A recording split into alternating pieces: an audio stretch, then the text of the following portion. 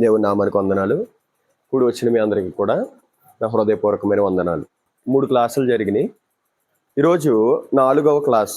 అంటే మనిషి యొక్క జీవితం ఏదైతే ఉందో, అంటే ప్రారంభం నుండి దేవుడు ఏ రీతిగా ఒక మనిషిని చేశాడు, ఆ మనిషిని ఏ విధంగా చేశాడు అన్నది, ఆ మనిషి ఏమి చెయ్యాలి, ఎందుకు చేశాడు అనేటువంటి విషయాలు అన్నమాట. అంటే మనం గురించి మనకు ఒక అవగాహన, ఎందుకు పుట్టాము, ఎందుకు బ్రతుకుతున్నాము, ఎందుకు చనిపోతున్నాము, చనిపోయిన తర్వాత ఏమవుతాం. ఈ అవగాహన అనేది ఒక మనిషికి లేక పాపములో పడిపోతూ ఉన్నాడు. ఆ అవగాహనే గనక మనకుంటే పాపములో పడిపోయేటువంటి అవకాశం ఉండదు. యేసుక్రీస్తు ప్రభుల వారిని మనం చూసాం, శిష్యులను మనం చూసాం.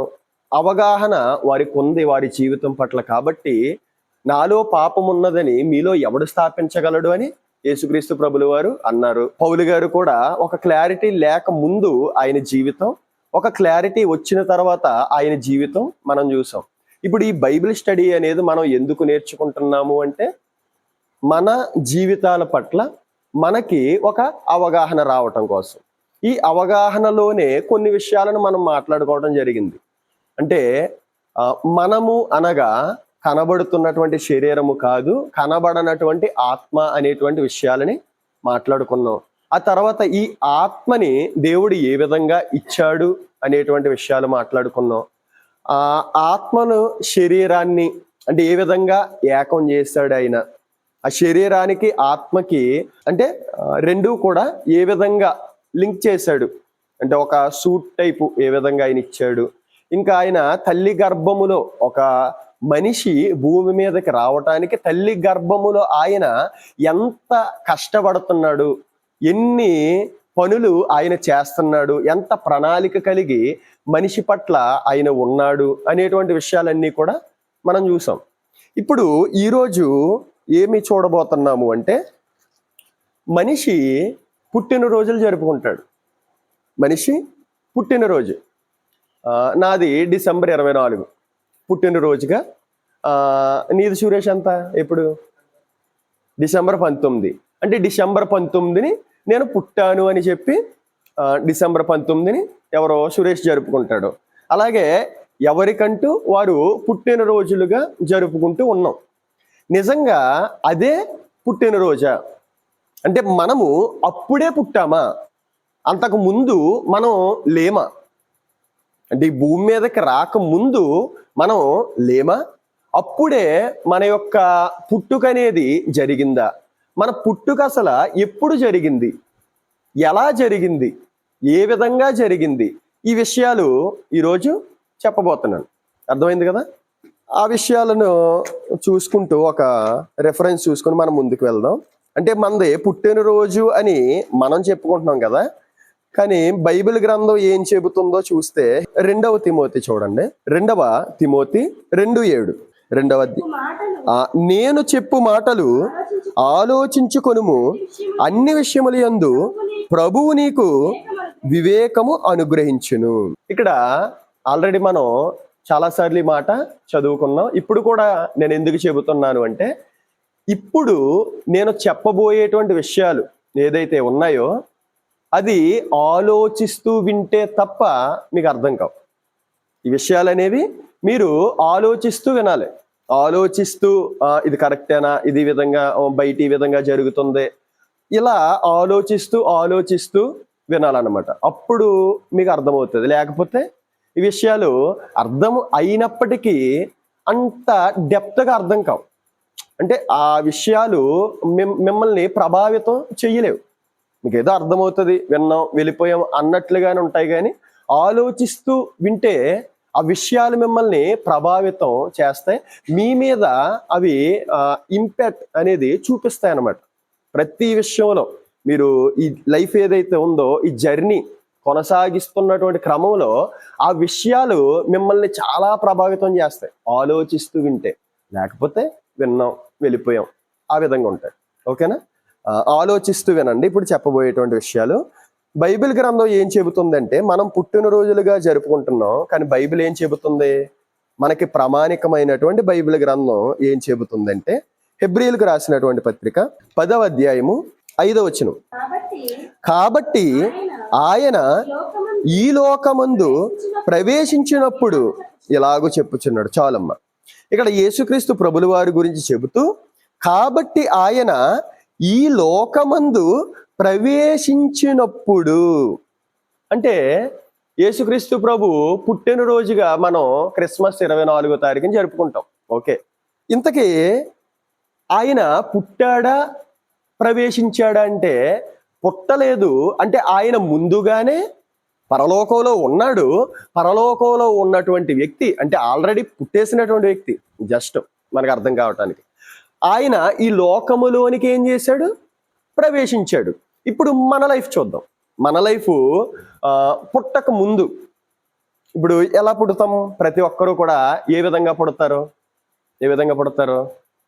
తల్లి గర్భము నుండి వచ్చిన వాళ్ళే కదా. తల్లి గర్భము నుండే ప్రతి ఒక్కరం కూడా వచ్చాం. ఇప్పుడు తల్లి గర్భములో లేక ముందు మనం లేమా? అంటే ఇప్పుడు ఈ భూమి మీదకి ఎప్పుడు వచ్చాం మనం? నా జీవితం చూద్దాం. పోనీ 24వ తారీఖుని డిసెంబర్ 1996, అంటే సంవత్సరం ఏమో 1996, డిసెంబర్ నెల 24వ తారీఖుని నేనేం చేశాను? మన భాషలో పుట్టాను. మరి 23వ తారీఖుని నేను లేనా? 23వ తారీఖుని నేను లేనా? 23వ తారీఖున నేనున్నాను. ఎక్కడున్నాను? నా తల్లి గర్భములో నేనున్నాను. అప్పుడు లేనా అంటే ఉన్నాను. ఎక్కడున్నాను? భూమి మీదే ఉన్నాను. నా తల్లి భూమి మీదే ఉంది. గర్భములో ఏం చేశాను? 23వ తారీఖున ఉన్నాను, 22వ తారీఖున ఉన్నాను, 21వ తారీఖున ఉన్నాను. 9 నెలల ముందు వరకు కూడా ఏం చేశాను? ఉన్నాను. మనందరినీ ఎవరికన్నారు? తల్లుల కంటేనే మనం వచ్చాం. ఇప్పుడు తల్లి కనక ముందు అంటే ఆ 9 నెలల ముందు మనం లేమా? 9 నెలల ముందు మనం లేమా? ఇప్పుడు 24వ తారీఖుని నేను పుట్టాను అనుకుంటున్నాను. 23వ తారీఖుని నేను ఉన్నాను అంటే ఉన్నాను. ఎక్కడున్నాను? తల్లి గర్భంలో ఉన్నాను. ఇప్పుడు ఈ తల్లి గర్భంలో ఎన్ని నెలలు ఉన్నాను? 9 నెలలు ఆ తల్లి గర్భంలో ఏం చేశాను? నివాసము చేశాను. అందుకే కదా కీర్తన గ్రంథంలో ఉంటది ఒక మాట, చూడండి. కీర్తన గ్రంథంలో 71:6 చూడండి. 71:6 గర్భవాసినైనది మొదలుకొని నీవే నాకు ప్రాపకుడివై ఉంటివి. ఇక్కడ ఏం చెబుతున్నాడు? గర్భవాసినైనది మొదలుకొని. వాసము అంటే ఏంటి? ఉండటం. అంటే వాస్తవ్యులు అంటారు. గోడెతెప్ప వాస్తవ్యులు, రెబ్బనపల్లి వాస్తవ్యులు అంటే గోడెతెప్పలో నివసించేటువంటి వ్యక్తులు, రెబ్బనపల్లిలో నివసించేటువంటి వ్యక్తులు వాస్తవ్యులు అంటారు. ఇక్కడ గర్భవాసినైనది మొదలుకొని అంటే గర్భమందు వాస్తవ్యులుగా ఉన్నాం. ఎన్ని నెలలు? 9 నెలలు. 9 నెలలు గర్భములో నివాసము చేసాం మనం. ఎప్పుడు? భూమి మీదకి రాకముందు గర్భములో ఎన్ని నెలలు చేసాం? 9 నెలలు నివాసం చేసాం. ఇప్పుడు ఆ గర్భములో లేక ముందు ఎక్కడున్నాం?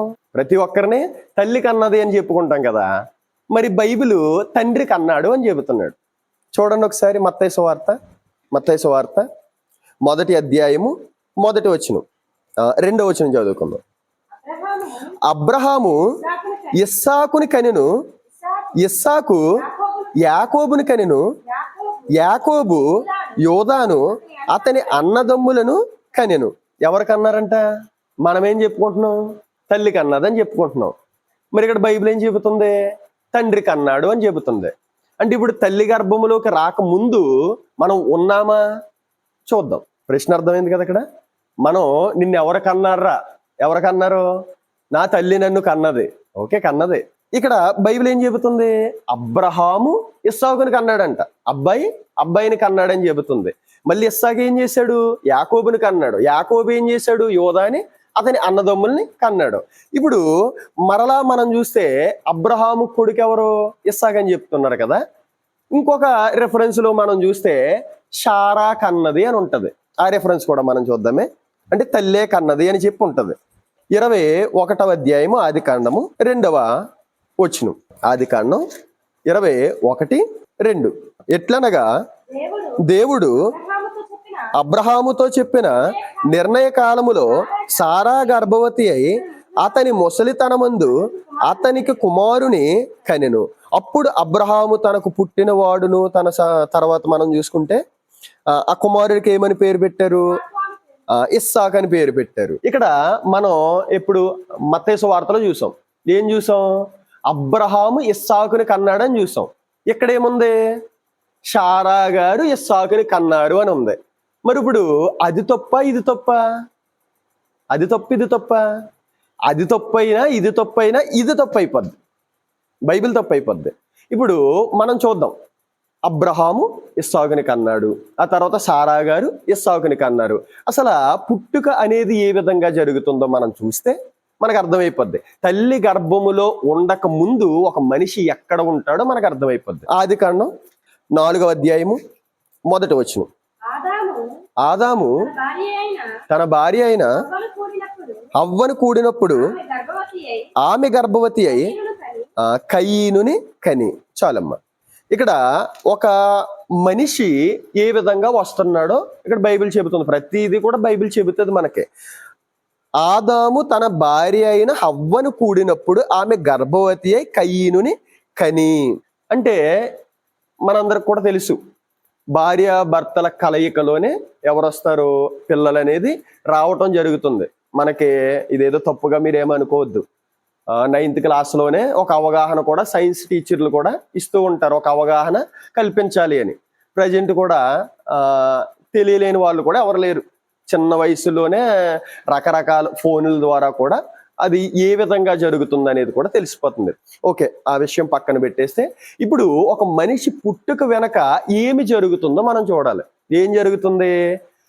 తండ్రి తల్లి ఇద్దరు కలయికలో ఏం జరుగుతుందంటే, తండ్రిలో ఉన్నటువంటి కొన్ని కోట్ల శుక్ర కణాలు ఏదైతే ఉన్నాయో ఆ కొన్ని కోట్ల శుక్ర కణాలు తల్లి యొక్క అండము దగ్గరికి వెళ్తాయి. అంటే తల్లి యొక్క గర్భములో ప్రవేశించి వాళ్ళకి ఏంటి, తల్లులకు కూడా ఏంటంటే దేవుడు పుట్టిన పిల్లకే 400 ఎగ్స్ ఉంటాయి. అంటే ఒక అమ్మాయి పుట్టిందనుకోండి, అమ్మాయి పుడితే అమ్మాయి పుట్టుకలోనే ఏం జరుగుతుందంటే 400 ఎగ్స్, సుమారు 400 ఎగ్స్ని దేవుడు ఏం చేస్తాడు, అందులో పెట్టేశాడు. చిన్న పాపలో 400 ఎగ్స్తో కూడినటువంటి నిర్మాణం అనేది చేసేసాడు ఆయన. ఇప్పుడు ఆ 400 ఎగ్స్లో ఒకానొక టైం నుండి ఒక్కొక్క ఎగ్గో ఏమవుతుందంటే రిలీజ్ అవుతూ వస్తుంది. రిలీజ్ అవుతూ వచ్చేటువంటి టైంలో ఈ కొన్ని కోట్ల శుక్ర కణాలు ఏదైతే తండ్రిలో నుండి తల్లిలోనికి వెళ్తాయో అది ఎగ్ రిలీజ్ అయినటువంటి టైం అనుకోండి. అది ఈ శుక్ర కణాలు చాలా ప్రయాణం చేస్తాయి, చాలా దూరం ప్రయాణం చేసి బలమైనటువంటి కణాలు ఏదైతే ఉంటాయో చివరి వరకు వెళ్తాయి. బలహీనమైనటువంటి కణాలు అక్కడే అలాగా అవి నశించిపోతాయి. అందులో బాగా బలమైనటువంటి కణం ఏదైతే ఉందో ఆ తల్లి యొక్క అండాన్ని చీల్చుకుని లోపలికి వెళ్తుంది అనమాట. లోపలికి వెళ్ళినప్పుడు ఈ ఎగ్గ ఏదైతే ఉందో అండము, ఈ యొక్క శుక్రకణం ఏదైతే ఉందో రెండు కూడా అంటుకుని ఒక పైపులోకి వెళ్తాయి అనమాట. తల్లికి అంటే 2 పైప్స్ ఉంటాయి. ఆ ఒక పైపులోకి వెళ్ళిన తర్వాత ఆ పైపులో ఏంటి కొంత 2 కూడా మిక్స్ అయిపోతాయి. ఏది, ఈ శుక్రకణము ఆ ఎగ్ 2 మిక్స్ అయిపోయి తర్వాత మరలా ఆ ఎగ్ అనేది ఎక్కడికి, తల్లి యొక్క గర్భంలోనికి వచ్చేస్తుంది. గర్భంలోనికి వచ్చేసి అక్కడ నిర్మాణం అనేది వస్తుంది. నిర్మాణం అనేది వచ్చి 9 నెలల తర్వాత అవయవ నిర్మాణం అంతా జరిగిపోయిన తర్వాత అప్పుడు బయటికి ఎవడొస్తాడు, అమ్మాయో అబ్బాయో. అంటే ఎక్స్ వై అయితే అమ్మాయి, ఎక్స్ వై అయితే అబ్బాయి. ఆ విధంగా భూమి మీదకి ప్రవేశిస్తున్నారు. ఇప్పుడు మన యొక్క ప్రశ్న ఏంటంటే, 24వ తారీఖున నేను పుట్టాను, 24వ తారీఖుకు ముందు ఎక్కడున్నాను, తల్లిలో 9 నెలలు ఉన్నాను. 9 నెలలలో లేక ముందు ఇప్పుడు అబ్రహాము గారి గురించి, ఇస్సాకు గారి గురించి చూసుకుంటే, ఈ అబ్రహాము శారాను కూడినప్పుడు అంటే ఇద్దరు కూడా ఒకటి ఏక శరీరం అయినప్పుడు ఈ అబ్రహాములో ఉన్నటువంటి ఇస్సాకు గారు అంటే అబ్రహాము గారు కనేశారు. అంటే ఆయనలో ఉన్నటువంటి ఇస్సాకు గారిని ఏం చేశారు, అబ్రహాం గారు కనేశారు. కనేసి ఎక్కడికి, గర్భములోనికి వెళ్ళిపోయారు. అంటే తల్లి యొక్క గర్భంలోనికి వెళ్ళిపోయారు. తల్లి యొక్క గర్భంలోనికి వెళ్ళిపోయిన తర్వాత తల్లి యొక్క గర్భములో ఏం చేశారు, అవయవ నిర్మాణం చేసుకున్నారు. ఎవరు? ఇస్సాకు గారు. ఇప్పుడు ఇక్కడ మనం చూసుకున్న కయీను గారు, ఆదాము హవ్వ, సేమ్ అదే ప్రాసెస్. ఎవరైనా సరే సేమ్ అదే ప్రాసెస్. ఇప్పటి వరకు కూడా అదే ప్రాసెస్, ఇప్పటి వరకు అదే ప్రాసెస్. ఈ విధంగా జరుగుతున్నటువంటి క్రమంలో ఇప్పుడు అబ్రహాము గారిలో ఎవరున్నారో, ఇస్సాకు గారు ఉన్నారో, ఏ విధంగా ఉన్నారో? ఒక శుక్ర కణముగా ఉన్నారు. ఇస్సాకు గారే కదా, చాలా మంది ఉన్నారు, కొన్ని కోట్ల మంది ప్రయాణం చేశారు. అందులో ఎవరు? ఇస్సాకు గారు మాత్రమే సారా గారి యొక్క గర్భం యొక్క అండానికి టచ్ అయ్యి అప్పుడు ఆ రెండు ఫలదీకరణం చెంది నిర్మాణం చేసుకుని భూమి మీదకి రావడం జరిగింది. అర్థమవుతుందా? అంటే తల్లి గర్భములో లేక ముందు కూడా మనం ఉన్నామా అంటే ఉన్నాం. ఎక్కడున్నాము అంటే తండ్రి యొక్క గర్భంలో ఉన్నాం. మీరు ఏంటిది సైన్స్ పరంగా కూడా చూడండి దీన్ని. సైన్స్ పరంగా కూడా ఒక డాక్టర్ని అడగండి, ఏ విధంగా జరుగుతుందో ప్రాసెస్ అని అడగండి, ఇదే చెబుతారు. ఇప్పుడు మనం ఒక ఫ్యామిలీ కోసం చూద్దాం. ఇందులో ఒక ఫ్యామిలీని చూద్దాం. ఈ టాపిక్ లో ఒక ఫ్యామిలీని చూస్తే మనకు అర్థమైపోద్ది. ఆ ఫ్యామిలీ ఎవరు? అబ్రహాం గారే ఆ ఫ్యామిలీ. హెబ్రీయులకు రాసినటువంటి పత్రిక 7:9 చూడమ్మా. అంతేకాక ఒక విధమున చెప్పిన ఎడల 10వ వంతులను పుచ్చుకొను లేవియు అబ్రహాము ద్వారా దశమాంసములను ఇచ్చెను. ఎలాగనగా మెల్కీసెదకు అతను పితరుని కలుసుకొనినప్పుడు లేవి తన పితరుని గర్భములో ఉండెను. ఇప్పుడు కొంచెం ఆలోచన చేద్దాం. ఈ పితరుడు ఎవరు? ఈ మెల్కీసెదకు ఎవరు? మెల్కీసెదకు కోసం పక్కన పెట్టేస్తే అక్కడ ఏముంటుంది? అంతేకాక ఒక విధముగా చెప్పిన ఎడల 10వ వంతులను పుచ్చుకొను లేవియు అబ్రహాము ద్వారా దశమాంసములను ఇచ్చెను. ఎలాగనగా మెల్కీసెదకు అతని పితరుని కలుసుకున్నప్పుడు, అంటే మెల్కీసెదకు పితరుని కలుసుకున్నప్పుడు అంట. పితరుడు ఎవరు? అబ్రహాం గారు. పైన ఉన్నటువంటి అబ్రహాం గారు ఎవరో పితరులు. కలుసుకున్నప్పుడు లేవి తన పితరుని గర్భములో ఉండెను. ఇప్పుడు ఇక్కడ పితరుని అనేటువంటి ప్లేస్లో అబ్రహాం అని పెట్టండి, మీకు అర్థమవుతుంది.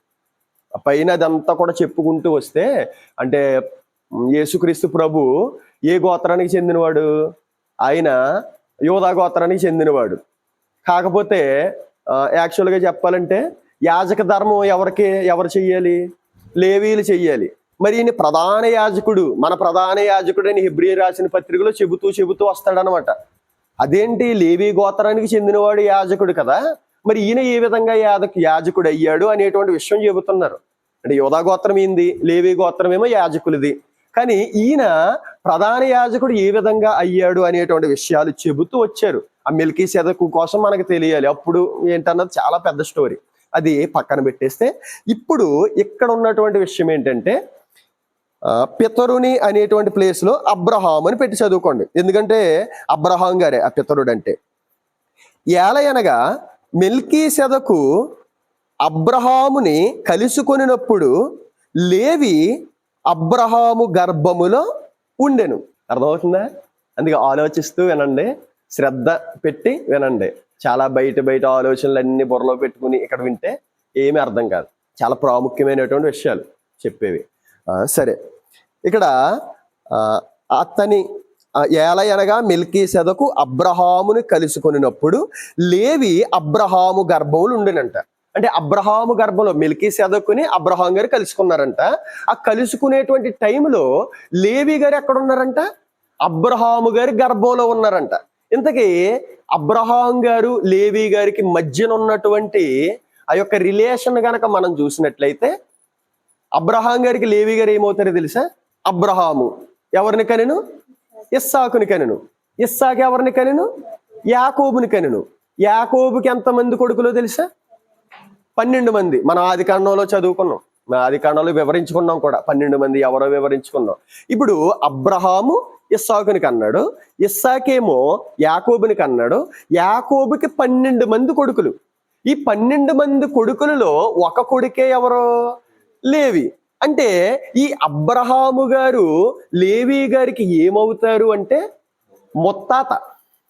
ఎవరు? అబ్రహాము గారు ముత్తాత. ఈయనేంటి? మునిమనవడు. ఎవరో లేవి గారు ముని మానవుడు. కానీ ఒకానొక టైంలోనంట మెల్కీసెదకుని కలిసినప్పుడంట, మెల్కీసెదకుని అబ్రహాం గారి కలిసినప్పుడంట ఈయన ఎక్కడున్నారు? లేవి గారు ముని మనవడు ఎక్కడున్నాడంటే అబ్రహాము గర్భంలో ఉన్నాడంట. అబ్రహాము గర్భంలో ఉన్నటువంటి ముని మనవడు ఏ విధంగా వచ్చాడో తెలుసా? అబ్రహాము ఇస్సాకుని కన్నాడు, ఇస్సాకు తోటే వెళ్ళిపోయాడు. ఎవరో? లేవి. ఇస్సాకు యాకోబుని కన్నాడు, యాకోబు తోటే వెళ్ళిపోయాడు లేవి. యాకోబు 12 మందిని కంటే ఆ 12 మందిలో ఒకడుగా బయటకు వచ్చాడు. అంటే ఇప్పుడు ఈ 12 మంది ఎవరో? యాకోబు యొక్క సంతానం 12 మంది, యాకోబు, యాసావు, ఆ తర్వాత ఇస్సాకు, వీళ్ళందరూ కూడా ఎక్కడి నుండి వచ్చేసారు? అబ్రహాములో నుండి వచ్చారు. అంటే వీళ్ళందరూ ఎక్కడ ఉన్నారు? అబ్రహాములోనే ఉన్నారు. అర్థమవుతుందా? అంటే ఇప్పుడు మన యొక్క జర్నీ కూడా చూసుకుంటే మన జర్నీ ఏ విధంగా ఉంది? మన జర్నీ ఏ విధంగా ఉంది? ఇప్పుడు నేను నా విషయం చూసుకోండి. నా విషయం చూస్తే నేను నా తల్లి గర్భములో లేక ముందు నా యొక్క తండ్రి గర్భంలో ఉన్నాను సుప్రకానంగా. అక్కడ నానొక్కడే ఉన్నా, అదే నేను ఒక్కడనే ఉన్నానా? శామ్యూల్ గాడు అక్కడే ఉన్నాడు, ఎబినేజర్ గాడు అక్కడే ఉన్నాడు, నేను అక్కడే ఉన్నాను. అంటే ఇక్కడ విడిపోయి విడిపోయి విడిపోయి అంటే ప్రవేశం చేస్తున్నాం అనమాట. అంటే ఉన్న మేము ఏం చేస్తున్నాం? ప్రవేశం చేస్తున్నాం. ఇప్పుడు లేవి గారు ఎక్కడున్నారు? అబ్రహాం గర్భంలో ఉన్నారు, ముని మానవుడు. ఇప్పుడు ముని మానవుడు ఎవరైతే ఉన్నారో, ఇప్పుడు ఎబినేజర్ యొక్క కొడుకు ఎవడైతే ఉంటాడో ఆడు కూడా ఎక్కడి నుండి వచ్చాడు? మా నాన్న నుండే వచ్చాడు. ఇప్పుడు మా నాన్న ఎక్కడి నుండి వచ్చాడు? మా తాత నుండి వచ్చాడు. మా తాతకి ఎంతమంది సంతానం? మా తాతకి 4 కొడుకులు, 4 కొడుకులకి 3 కొడుకులు. అంటే ఇప్పుడు మా చిన్నాన్న వాళ్ళ కొడుకు సురేష్, ఇంకొక ధనుంజయ అని ఇంకొక రోడ్ ఉన్నాడు. ఆ తర్వాత వాళ్ళకిద్దరు కూతుర్లు, ఇప్పుడు నాకిద్దరు కొడుకులు. ఇప్పుడు ఈ యొక్క ఫ్యామిలీ అంతా ఎక్కడి నుండి వచ్చినట్టు? మా తాత నుండే కదా. మీరు కూడా చూసుకోండి, మీరు కూడా చూసుకుంటే మీరు ఆ విధంగా వచ్చినట్టే, మీరు కూడా అదే విధంగా వచ్చినట్టు. ఇప్పుడు ప్రతి ఒక్క మనిషి వాళ్ళ యొక్క back back back back back back back అంటే ముందు ముందు ముందు ముందు వెళ్ళిపోతే, అంటే తాతలోను ముత్తాతలోను అలాగ వెళ్తా ఉంటే అందరూ కూడా ఎక్కడి నుండి వచ్చారంట తెలుసా? చూడండి, అపోస్తుల కార్యాలు 17వ అధ్యాయము, అపోస్తుల కార్యాలు 17వ అధ్యాయము 26వ వచనం. మరియు యావత్ భూమి మీద కాపురముండుటకు ఆయన ఒకని నుండి ప్రతి జాతి మనుషులను సృష్టించి. చాలమ్మ, ప్రతి జాతి మనిషి కూడా ఎక్కడి నుండి వచ్చాడంట? ఒకే ఒక్కడ నుండి వచ్చాడంట.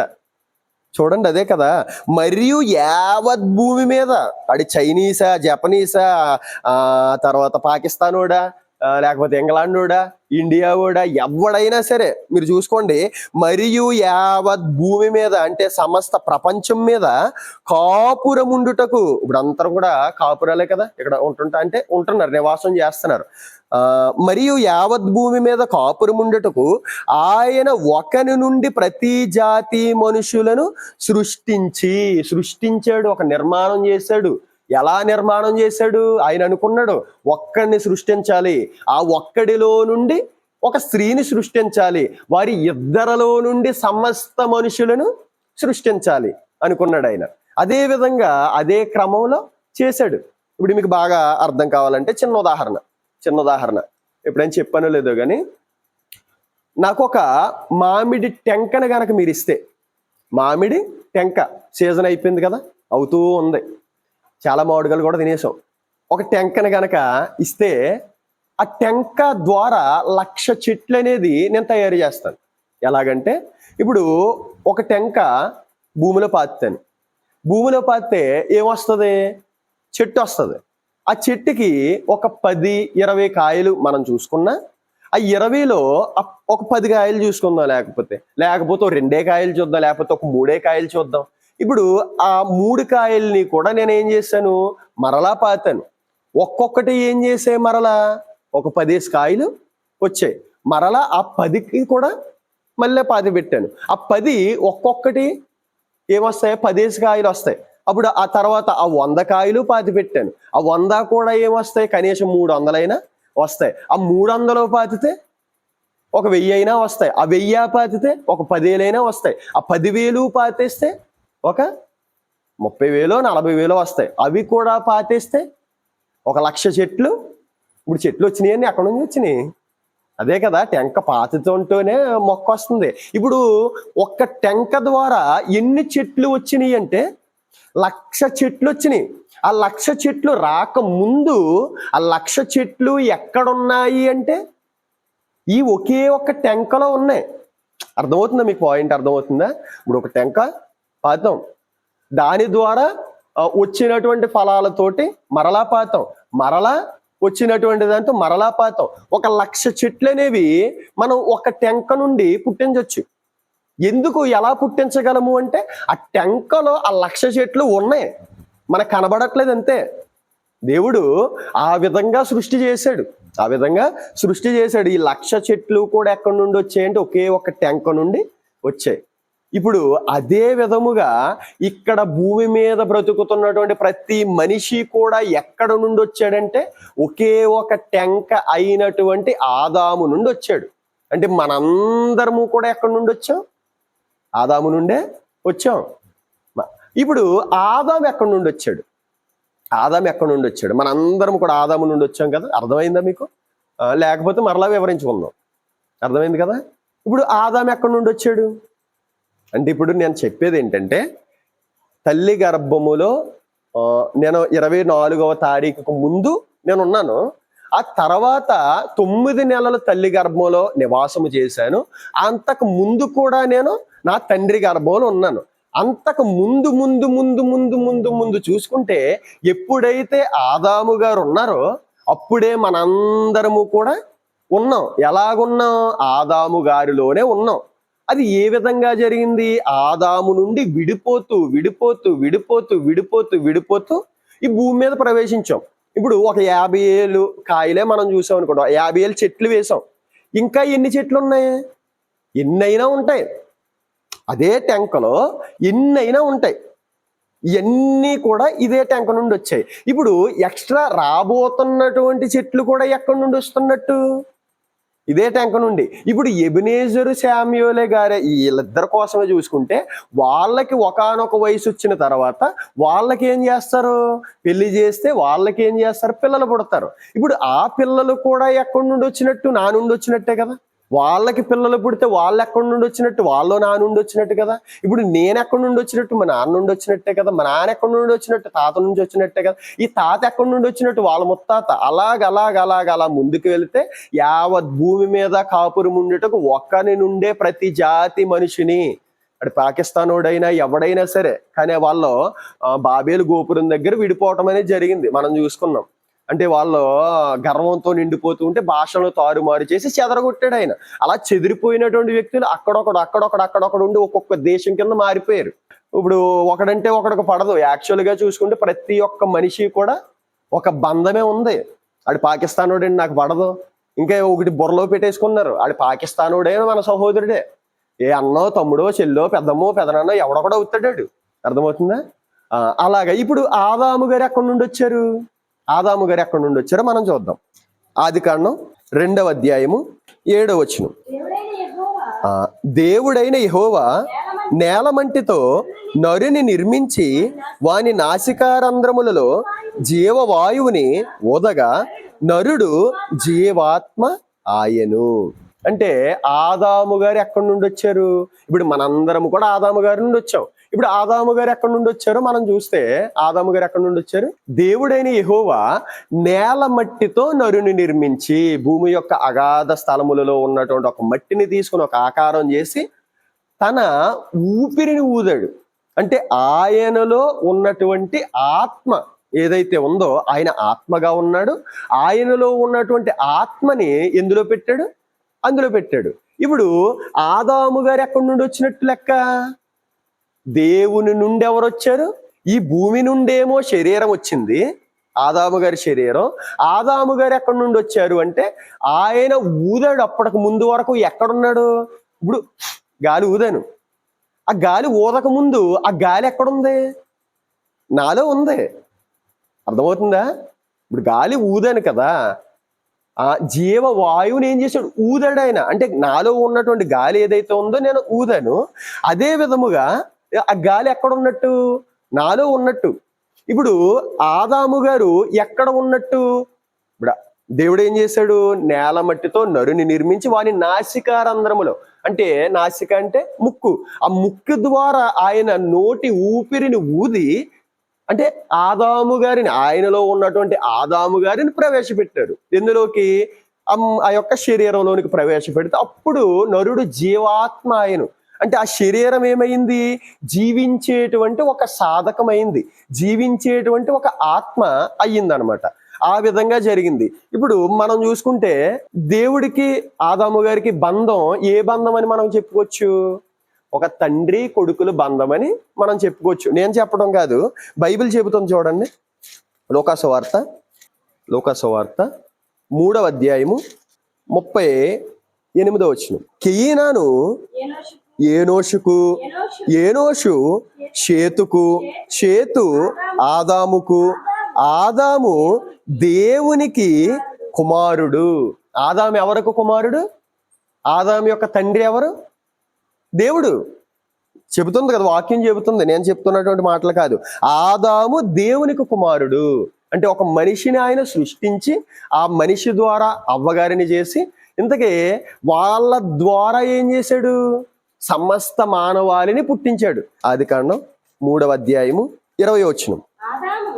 ఆదాము తన భార్యకు హవ్వా అని పేరు పెట్టెను. ఏలయనగా ఆమె జీవము గల ప్రతి వానికి తల్లి. ఇప్పుడు జీవము కలిగి ఎవరైతే ఉన్నామో మనుషులుగా, ప్రపంచములో 850 కోట్ల మంది ప్రజలు ఉన్నారు కదా, ఈ 850 కోట్ల మంది ఏ గర్భం నుండి వచ్చారు? ఏ గర్భములో అవయవ నిర్మాణం జరిగింది? అంటే ఓవరాల్ గా చెబుతున్నాను నేను, ఇండివిజువల్ గా కాదు, ఓవరాల్ గా. ఎవరి గర్భంలో జరిగింది? అవ్వగారి గర్భములో జరిగింది నిర్మాణం. ఈ అవ్వగారు ఈ ప్రపంచంలో ఉన్నటువంటి ప్రతి ఒక్కరికి తల్లి అంట. మరి అవ్వగారు తల్లి అంటే తండ్రి ఎవరవుతారు? అవ్వగారు భర్త ఏమవుతాడు? అంటే ఆదాము గారు ఏమవుతాడు? తండ్రి అవుతాడు. ఆ విషయం. ఇప్పుడు ఆదాము గారు ఎక్కడి నుండి వచ్చారు? దేవుడి నుండి వచ్చారు. ఆదాము గారి నుండి మనం ఎక్కడి నుండి వచ్చాం? బయటకు వచ్చాం. ఇప్పుడు ఆదాము గారు దేవునికి, దేవుడు ఆదాము గారికి తండ్రి కుమారుల బంధం అయితే, ఇప్పుడు మనది ఏమవుతుంది? మన బంధం ఏంటి? ఇప్పుడు ఆదాము గారు దేవునికి కుమారుడైతే మరి మనము కూడా కుమారులము కుమార్తెలమే అవుతాం. అందుకే కదా మొదటి యోహాను సువార్తలు ఉంటుంది చూడండి. మొదటి యోహాను సువార్త 3వ అధ్యాయము 1 నుంచి చదవండి. మనము దేవుని పిల్లలమని పిలువబడినట్లు తండ్రి మనకెట్టి ప్రేమను అనుగ్రహించును చూడుడి. మనము దేవుని పిల్లలమే. మనం ఎవరమంట? దేవుని పిల్లలమే. 100వ కీర్తన కూడా మనం చూసుకుంటే 3వ వచనం చూడండి. యెహోవాయే దేవుడని తెలుసుకొనుడి, ఆయనే మనల్ని పుట్టించెను, మనము ఆయన వారము. మనం ఎవరు? ఆయన వారము. ఇంకోటి కీర్తన గ్రంథంలోనే 82వ అధ్యాయం చూడండి. 82వ అధ్యాయము 6వ వచనం. మీరు దైవములనియు మీరందరూ సర్వోన్నతుని కుమారులనియు నేనే సెలవిచ్చి ఉన్నాను. మీరందరూ ఎవరంట? మనమందరం ఎవరు? సర్వోన్నతుని కుమారులం, సర్వోన్నతుని కుమార్తెలం. మనందరము కూడా ఎక్కడి నుండి వచ్చాము? ఎక్కడి నుండి వచ్చామంటే ఆయన నుండే వచ్చాం. ఆయన నుండి ఆదాము గారు వస్తే ఆదాము గారిలో ఉన్నాం. మనం ఆదాము గారిలో ఉన్నాం. ఇక్కడ కొన్ని విషయాలను గనక మనం చూస్తే యోబు గారిని ప్రశ్న అడుగుతాడు అనమాట దేవుడు. యోబు గారిని ఏమడుగుతాడంటే ప్రశ్న అడుగుతాడు. 38:4వ వచనం. నేను భూమికి పునాదులు వేసినప్పుడు నీవెక్కడ నుంటివి? చాలమ్మా. అంటే భూమికి పునాదులు వేసినప్పుడు అంట నువ్వు ఎక్కడున్నావు అని అడుగుతున్నాడు యోబుని. అంటే ఒక సృష్టి కార్యక్రమం కోసం చెబుతూ ఉన్నాడు అనమాట. అంటే 7వ వచనం మనం చూస్తే ఉదయ నక్షత్రములు ఏకముగా కూడి పాడినప్పుడు దేవదూతలందరూ ఆనందించుచు దేధ్వనులు చేయుచు దాని మూలరాతిని వేసినప్పుడు. అలాగా చెప్పుకుంటూ వచ్చి 16వ వచనం చూడండి. నీవు జొచ్చితివా. ఇంకా 19వ వచనం చూడమ్మా. వెలుగు నివసించు చోటునకు పోవు మార్గమేది, చీకటి అనుదాని ఉనికి పట్టు ఏది, దాని సరిహద్దులకు నీవు వెలుగును కొనిపోవుదువా, దాని గృహమునకు పోవు త్రోవలను నీ వెరుగుదువా, ఇదంతయు నీకు తెలిసి ఉన్నది గదా, నీవు బహువృద్ధుడవు, నీవు అప్పటికి పుట్టియుంటివి. ఇంకో సంఖ్యాకాండంలో ఉంటది, ఆయన అబద్ధమాడుటకు ఆయన మానవుడు కాదు. ఇప్పుడు చెప్పే అన్ని కూడా ఏంటి, నిజాలు. యోబు గారికి ప్రశ్న వేస్తూ ఏం ప్రశ్న వేశాడంటే ఆయన, నేను భూమికి పునాదులు వేసినప్పుడు నువ్వు ఎక్కడున్నావు? నేను ఉదయ నక్షత్రములు, ఆకాశంలో మేఘలు ఇవన్నీ కూడా దేవదూతలు కొనియాడుతూ జయధ్వనులు చేస్తూ ఆ భూమికి పునాదులు వేసినప్పుడు, ఆ చీకటికి ఉనికి పట్టు నేను చేస్తున్నప్పుడు, ఆ వెలుగును సృష్టిస్తున్నప్పుడు నువ్వు ఎక్కడున్నావు? నీకు తెలిస్తే ఒకసారి చెప్పు నాకు. నీవు అప్పటికి బహువృద్ధుడవు, అవన్నీ కూడా నీకు తెలిసే ఉన్నవి అంటున్నాడు ఆయన. అంటే యోబు గారంట ఆయన భూమి కలుగును గాక అంటే అప్పుడు తెలుసంట ఆయనకి, అప్పుడే ఉన్నాడంట, అప్పటికి బహువృద్ధుడంట ఆయన. గాలి కలుగునుగాక, పక్షులు చెట్లు ఇవన్నీ వచ్చునుగాక అంటే అవన్నీ వచ్చేటప్పటికే యోబు గారు బహువృద్ధుడంట, అప్పటికే పుట్టేశాడంట ఆయన, అప్పటికే పుట్టేశాడంట. మరి మనం చూసుకుంటే ఎప్పుడు పుట్టినట్లు లెక్క అంటే ఇప్పుడు ఆదాము ద్వారా ఎవరు వచ్చారు? యోబు గారు వచ్చారు. ఇప్పుడు ఆదాము ఎక్కడ నుండి వచ్చాడు? దేవుని నుండి వచ్చాడు. అంటే దేవునిలో ఎప్పటి నుండి ఉన్నాడు? ఏమో, ఎప్పటి నుండి ఉన్నాడో మనకు తెలీదు. ఎందుకంటే ఆత్మకి అంతము లేదు, పుట్టుక లేదు, చావు లేదు, ఎండ్ లేదు, స్టార్ట్ లేదు, ఎండ్ లేదు, ఎండ్లెస్ ఆత్మకి. ఇప్పుడు ఈ ఆదాము గారు ఉన్నారు కదా గర్భములో. ఇప్పుడు ఆదాము గారి నుండి ఎవరు వచ్చారు? యోబు గారు వచ్చారు. ఈ యోబు గారు ఆదాము గారు ఎక్కడ ఉన్నట్టు లెక్క? తండ్రిలో దేవునిలో ఉన్నట్టు లెక్క. అంటే ఇప్పుడు భూమికి పునాదులు వేసినప్పుడు ఆదాము గారు ఉన్నారు, యోబు గారు. ఆయన చెబుతున్న మాటే, నీవు అప్పటికి బహువృద్ధుడు అంటున్నాడు ఆయన. అంటే శరీర పరంగా మనం చూడకూడదు, అప్పటికి శరీరం రాలేదు. మీకు ఒక మాట చూపిస్తాను చూడండి, మీకు బాగా అర్థమవుతుంది. హెబ్రీలకు రాసినటువంటి పత్రిక 12వ అధ్యాయము 9వ వచనం. హెబ్రీ 12:9. 12 మరియు శరీర సంబంధులైన తండ్రులు వారి అట్లయితే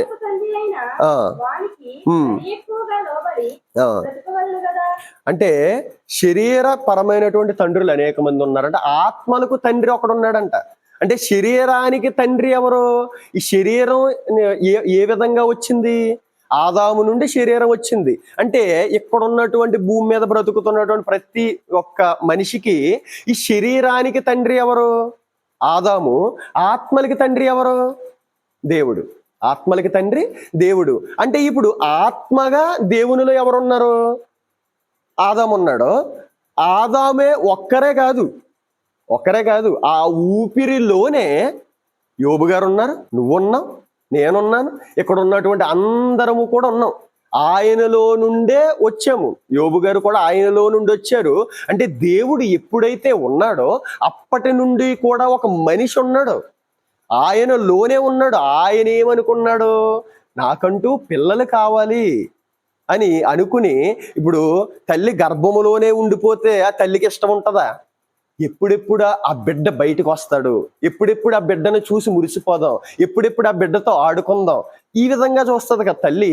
ఆయన కూడా అదే విధంగా నాలో ఉన్నటువంటి నా బిడ్డలని నేను కల్లారా చూసుకోవాలి అని చెప్పి నేనంటూ వాళ్ళని పుట్టించాలి, సృష్టించాలి, వాళ్ళకంటూ ఒక భూమిని తయారు చేయాలి, ఆ భూమిలో వారిని పెట్టాలి, వారి నుండి అనేక మంది జనాంగాన్ని నేను రప్పించాలి అని దేవుడు కోరుకున్నాడు. అదేవిధంగా ఇప్పుడు మనకి ఒక ట్రాన్స్ఫార్మర్ ఉందనుకోండి, ట్రాన్స్ఫార్మర్. దేవుడు ఎవరు? యోహాను సువార్తలో ఉంటుంది 4వ అధ్యాయంలో, దేవుడు ఆత్మ గనుక ఆయనను ఆరాధించువారు ఆత్మతోను సత్యముతోను ఆరాధించండి. ఇప్పుడు మనందరము కూడా ఎవరని చెబుతుంది వాక్యం? మనందరము కూడా శరీరం వేరు ఆత్మ వేరు. శరీరానికి తండ్రి ఆదామైతే ఆత్మకి తండ్రి దేవుడు. మనందరము కూడా శరీరము అనేది ఆదాము నుండి వస్తే ఆత్మ అనేది దేవుని నుండి వచ్చింది.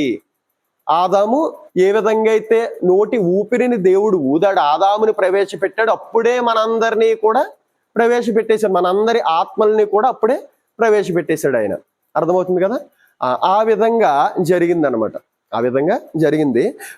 ఇంకొక విషయం, ట్రాన్స్ఫార్మర్ అని చెప్పాను కదా. ఇప్పుడు మండలం వైజ్గా ఒక పెద్ద ట్రాన్స్ఫార్మర్ ఉంటుంది, మండలం వైజ్గా. ఇప్పుడు ఆ పెద్ద ట్రాన్స్ఫార్మర్లోంచి ఏమొస్తుంది? పవర్. పవర్ అనేది అక్కడక్కడక్కడక్కడ చిన్న వస్తాయి. ఐడియా ఉందా మీకు? అంటే మన ఊరికి ఒకటి వేస్తారు. ఇప్పుడు ఆ పెద్ద దాంట్లో నుండి పవర్ ఏం చేస్తుంది? ఎక్కడికి వస్తుంది? ఆ చిన్న దాంట్లోకి వస్తుంది. ఆ చిన్న దాంట్లోంచి ఎక్కడికి వస్తుంది? మన యొక్క మీటర్లోకి వస్తుంది. మన యొక్క మీటర్లోంచి ఏం చేస్తుంది? ఇంట్లోకి వస్తుంది. పవర్ ఒకటేనా? అంటే ఎక్కడి నుండి వచ్చింది పవర్ అంతా? ఎక్కడి నుండి వచ్చింది? ఆ యొక్క పెద్ద ట్రాన్స్ఫార్మర్లో నుండి వచ్చింది. ఇప్పుడు దేవుడు ఒక పెద్ద ట్రాన్స్ఫార్మర్ అని మనం అనుకుంటే, ఆయనలో నుండి ఆదాము గారు వచ్చారు, ఆదాము గారిలోంచి అవ్వగారు వచ్చారు, వాళ్ళిద్దరిలో నుండి కయ్యని గారు వచ్చారు, కయ్యని గారి ద్వారా అబ్రహాము గారు ఆ విధంగా వచ్చారు, అబ్రహాము సంతానంగా దావీదు గారు వచ్చారు, దావీదు గారి నుంచి ఆ విధంగా మనందరము కూడా వచ్చాం. అందుకే ఒక మాట ఉంటుంది చూడండి, ఎఫెసీయులకు రాసినటువంటి పత్రికలో 4వ అధ్యాయం 6వ వచనం. 4వ అధ్యాయము 6వ వచనం. ఎఫెసీ 4:6. అందరికీ తండ్రి అయిన దేవుడు ఒక్కడే, ఆయన అందరికీ పైన ఉన్నవాడై అందరిలోనూ వ్యాపించి ఉన్నాడు. వ్యాపించి అందరిలోనూ ఉన్నాడు అంటే ఆయన నుండి మనం వ్యాపించుకుంటూ వచ్చాం. మనందరిలో కూడా ఎవరున్నారు? ఆయన ఆత్మే ఉన్నది.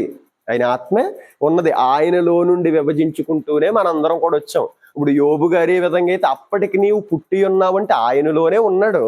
ఆ సృష్టి క్రమం చేస్తున్నప్పుడు దేవునిలోనే ఉన్నాడు. ఆ సృష్టి క్రమం చేస్తున్నప్పుడు దావీదు గారు అక్కడే ఉన్నారు. ఆ సృష్టి క్రమం చేస్తున్నప్పుడు మనము అక్కడే ఉన్నాం. మనందరం కూడా అక్కడే ఉన్నాం. ఇప్పుడు మనం ఈ భూమి మీదకి పుట్టామా లేకపోతే ప్రవేశించామా? మన యొక్క పుట్టిక ఎప్పుడు జరిగింది? యోబు గారి పుట్టిక ఎప్పుడు జరిగింది? ఈ సృష్టి చెయ్యక ముందే బహువృద్ధుడంట ఆయన. ఈ సృష్టి చెయ్యక ముందే ఆత్మరూపిగా బహువృద్ధుడిగా ఉన్నాడు. ఇప్పుడు ఈ శరీర పరంగా ఏం చేశాడు? అనేక తండ్రుల గర్భాలు దాటుకుంటూ దీన్ని ఏమంటారంటే మొదటి జీవిత యాత్ర. ఒక క్రైస్తవులకు కానీ ఒక మనిషికి మొదటి జీవిత యాత్ర ఏదైతే ఉందో ఈ యొక్క యాత్ర అన్నమాట. అంటే పిండముగా రాలిపోకుండా. ఎంత అద్భుతం అంటే, ఆదాము గారులు ఉన్నాం కదా, ఆదాము గారులు కయ్యని గారు వచ్చారు, హేబేలు గారు వచ్చారు. అంటే మనకు తెలుసు కదా, అంటే తల్లిదండ్రులు కలయిక అనేది చాలాసార్లు జరగవచ్చు, కానీ అండం ఎప్పుడైతే ఉందో అప్పుడు మాత్రమే ఎవరైతే వెళ్ళారో వాళ్ళే వస్తారు. ఇప్పుడు ఆ యొక్క ఆదాము గారిలో నుండి వచ్చాం. ఎలాగా? ఆదాము గారి నుండి కయ్యని గారు వచ్చారు. ఆ కయ్యని గారి కంటే ముందు కయ్యని గారితో వచ్చినటువంటి వాళ్ళలో కొన్ని కోట్ల మంది శుక్రకణాలు అన్నీ కూడా ఆత్మలే. అంటే అన్నిటిలోనూ జీవం ఉంటదంట. ఆ జీవం అంతా కూడా అంటే వాళ్ళందరూ కూడా ఏమైపోయారు? రాలిపోయారు. అంటే మనందరము కూడా అప్పుడు ఎక్కడున్నాం? కయ్యని గారిలోనే ఉన్నాం. కయ్యని గారిలో ఉన్నాం. ఆ కయ్యని గారిలో నుండి వచ్చాం. అంటే ఆ తర్వాత గర్భములో కూడా చాలా మంది రాలిపోయారు. మీకు ఆలోచిస్తే అర్థమవుతుంది. చాలా మంది ఆ గర్భంలో రాలిపోయిన తర్వాత మరలా భూమి మీదకి అంటే వేరొకరిని కన్నారనమాట. షేము, హాము, యాపేత్ అని 3 ఉన్నారు. అంతకు ముందు ఎంతో మంది చచ్చిపోయారు. అంటే వాళ్ళందరిలో కూడా అనేక శుక్రకణాలు, అంటే అనేక మంది మనుషులు ఉంటారు. నోవాహు జలప్రలయంలో ఏం చేశారు? ఒక కుటుంబం మాత్రం మిగిలింది. మరి మిగిలిన వాళ్ళందరూ అంటే ఒక్కొక్కరిలో ఎంతమంది ఉంటారు? వాళ్ళందరూ కూడా ఏమైపోయారు? నాశనం అయిపోయారు. అంటే మనం ఈ భూమి మీదకి రావటానికి చాలా గొప్ప ప్రణాళిక ఉంటుంది. ఏదో పుట్టేశాం, తల్లి తండ్రి ఆవేశం వాళ్ళు పుట్టేస్తున్నారంటే ఇదేం కాదు. అలాగా ఏంటి? కయ్యని గారి ద్వారా వచ్చాం. అప్పుడు చాలా మంది ఉన్నారు. ఆ నోవాహు గారి సమయంలో షేము, హాము, యాపేత్ 3 ఉన్నారు. ఆ 3 కాకుండా కొన్ని లక్షల మంది చచ్చిపోయారు. ఆ లక్షల మందిలో ఎంతమంది ఉంటారు? 3లోనే ఈ భూమి మీద ఉన్నంత మనుషులు అందరూ వస్తే ముగ్గురు ద్వారానే ఈ భూమి మీద 850 కోట్ల మంది వస్తే ఆ 1,00,000 మందిలో ఎంతమంది ఉండుంటారు? వాళ్ళందరూ కూడా ఏమైపోయారు? నాశనం అయిపోయారు. వాళ్ళందరికీ కూడా జీవితం అనేది లేదు. గర్భములోనే పిండముగానే రాలిపోయారు. ఆ విధంగా మనం చూస్తే ఇప్పుడు నేనున్నానంటే ఇప్పుడు నాలో కూడా కొన్ని కోట్ల మందిలో చాలా మంది ఏమైపోయారు? రాలిపోయారు. చాలా మంది ఏమైపోయారు? రాలిపోయారు, నాశనం అయిపోయారు. ఇప్పుడు ఇద్దరు మాత్రమే బయటకు వచ్చారు. శామ్యూలు, ఎబెనెజరు మాత్రం ఇద్దరు మాత్రమే బయటకు వచ్చారు. అంటే ఆ చాలా మందిలో చాలా మంది రాలిపోయారు. అంటే వీళ్ళిద్దరూ రావటం వెనక ఏముంది? దేవుని యొక్క ప్రణాళిక ఉంది. అంటే మొదటి జీవిత యాత్ర మీకు తండ్రులు అనేక మంది ఉన్నప్పటికీ ఆత్మలకు తండ్రి మాత్రం ఒక్కడే. అంటే అనేక మంది తండ్రులు ఉన్నారు. అనేక గర్భాల గుండా మనం వచ్చామా? అనేక గర్భాల గుండా మన యొక్క ప్రయాణం జరిగి ఈ భూమి మీదకి వచ్చింది అనమాట. అర్థమైందా? మనం పుట్టామా? ప్రవేశించామా? మన పుట్టుక అనేది తల్లి గర్భంలో లేకముందు తండ్రి గర్భంలో ఉంది. తండ్రి గర్భంలో లేకముందు ఆదాము గారిలో ఉన్నాము. ఆదాము గారిలో లేకముందు దేవునిలో ఉన్నాము. అప్పటికే బహువృద్ధులముగా మనం ఉన్నాం. ఈ భూమి మీదకి ప్రవేశించామంతే. అందుకే కదా, కాబట్టి ఆయన ఈ లోకమందు ప్రవేశించినప్పుడు ఎవరు? యేసుక్రీస్తు ప్రభువు. మనము కూడా అప్పుడే పుట్టలే. 24వ తారీఖు అది నా పుట్టినరోజు. అది ఈ భూమి మీదకి నేను వచ్చిన రోజు, అంటే ప్రవేశించిన రోజు. హ్యాపీ బర్త్డే కాదు, హ్యాపీ ఈడే, అంటే వచ్చిన రోజు. అర్థమైందా? ఎప్పుడైనా బర్త్డే జరుపుకుంటే హ్యాపీ ఈడే అని పెట్టుకోండి. ఇప్పుడు దేవుడు ఏ విధముగా ఉన్నాడు? ఆయన పరిశుద్ధుడిగా ఉన్నాడంట. మొదటి పేతురు పత్రికలో ముగించేస్తాను నేను. మొదటి పేతురు 1వ అధ్యాయము 14వ వచనం. నేను పరిశుద్ధుడనై ఉన్నాను గనుక మీరును పరిశుద్ధులుగా ఉండుడని వ్రాయబడి ఉంది. అంటే ఆయన చెబుతున్నాడు, ఆయన పరిశుద్ధుడిగా ఉన్నాడంట. మనము కూడా ఏ విధంగా ఉండాలి? పరిశుద్ధులుగా ఉండమంటున్నాడు. ఆయన యోధా గోత్రపు సింహంగా ఉన్నాడు. ఆయన ఇప్పుడు సింహం ఎక్కడైనా అవమానాస్పదంగా ఉంటుందా? అగౌరవంగా ఉంటుంది. అది ఎప్పుడు హుందాగానే ఉంటుంది. దాని యొక్క విలువ అది తగ్గించుకోదు. యోధా గోత్రపు సింహం ఆయన. మనమెవరు? యోధా గోత్రపు సింహము యొక్క కుమార్తెలు. అంటే మనము అదే కదా అన్నాడు ఆయన, మీరు దైవములనియు సర్వోన్నతుని కుమారులనియు. అంటే మనము కూడా ఎవరమని చెబుతుంది బైబిల్. ఇప్పుడు కుక్కకు పుట్టింది ఏమవుతుంది? కుక్కపిల్ల అవుతుంది. నక్కకు పుట్టింది నక్కపిల్ల. అదేవిధంగా దేవుని నుండి వచ్చినటువంటి మనము దైవ కుమారులము, దైవ కుమార్తెలము అని చెబుతుంది వాక్యం. మీరు దైవములని యేసుక్రీస్తు ప్రభులు కూడా అంటారు. నువ్వు దేవుడిని అని చెప్పుకుంటున్నావు ఏంటి మనుషుడు అయి ఉండంటే, నేను కాదు అబ్బాయి దేవుణ్ణి, మీరే దేవుళ్ళని కీర్తనాకారుడు రాశాడు కదా. మీరు దైవములనియు సర్వోన్నతులు కుమారులనియు ఆయన రాశాడు కదా. ఎందుకు మీరు నన్ను ఈ విధంగా అంటారు అని చెప్పేసి ఆయన కూడా చెబుతాడు. అంటే ఇప్పుడు యోధాగోత్రపు సింహముగా ఆయన ఉన్నప్పుడు సింహం ఎక్కడా కూడా విలువ తగ్గించుకోదు. మరి మనం ఎందుకు పాపము చేస్తూ మన యొక్క విలువ తగ్గించుకోవటం? దేవుని పిల్లలుగా ఆయన యొక్క లక్షణాలు మనం కలిగి ఉండటానికి ఎందుకు బాధపడిపోతూ ఉంటాం? ఎందుకు ఇబ్బంది పడిపోతూ ఉంటాం? మన విలువ ఎక్కడ తగ్గిపోతుందంటే, దేవుని దగ్గర మన విలువ ఎక్కడ తగ్గుతుందో తెలుసా? పాపం చేసినప్పుడే తగ్గుతుంది. మనుషుల దగ్గర మన విలువ ఎక్కడ తగ్గుతుందో తెలుసా? పాపం చేసినప్పుడే తగ్గుతుంది. ఎందుకు అంత సింహంగా మీరు ఉండండి అంటే, పిల్లులు గాను చుంచులు గాను ఎలకలు గాను ఉంటామంటే బాగుంటుందా? బాగోదు. మన తండ్రి పరిశుద్ధుడు, మనము కూడా పరిశుద్ధంగా ఉండాలని ఆయన కోరుకుంటున్నాడు.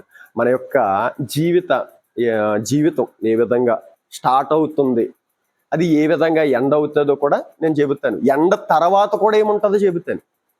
నిజంగా ఆయన 2వ రాకడలో ఏమేం జరుగుతాయో తెలిస్తే అలా నోరు ఆగలించే వింటారు అనమాట. అంటే ఆసక్తిగా విన్నవాళ్ళు, ఆలోచిస్తూ విన్నవాళ్ళు, ఆయన రాకడ ఏ విధంగా జరుగుతుంది, ఆ తర్వాత ఏ విధంగా ఎత్తబడతాం. నిజంగా ఒక శరీరాని కోసమే ఇంత ప్రణాళిక కలిగి ఉంటే ఆయన ఆత్మల లోకం అంటే ఏ విధంగా ఉంటుంది? ఈ భూమి ఎంతో అందంగా చేసేసాడు కదా ఆయన.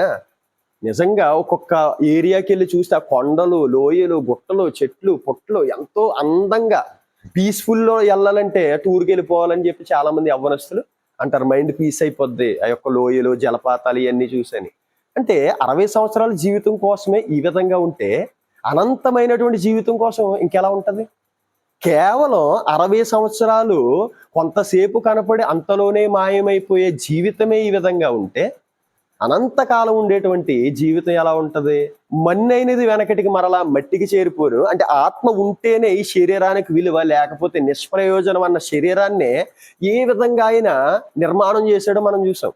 మరి ఒక మహిమా దేహం అంటూ ఉందరా అని చెబుతున్నాడు కదా, ఆ మహిమా దేహం ఇంకెలా ఉంటది ఒకసారి ఆలోచించుకోండి. అంటే ఎంత కోల్పోతాం. ఇక్కడ ఉండవలసిన మనం ఎక్కడికి వెళ్ళిపోతాం ఆలోచన చేసుకోండి. ఈ లోకం ఎలా ఉంటే ఆ లోకం ఎలా ఉంటది, ఈ శరీరం ఎలా ఉంటే మహిమా శరీరం ఎలా ఉంటది. దీన్నే ఈ విధంగా చేస్తే దాన్ని ఏ విధంగా చేసి ఉంటుంటాడు. అంటే దీనికే ఒక పవర్ ఇలాగెలా చాలా ఇచ్చేస్తూ ఉంటే దానికి ఎంత పవర్ ఉంటది.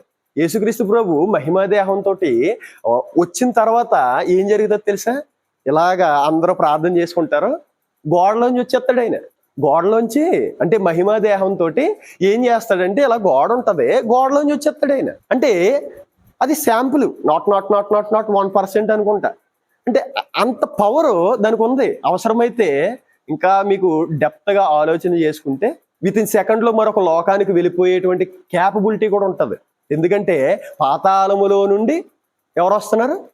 ఏలియా, మోషేలు.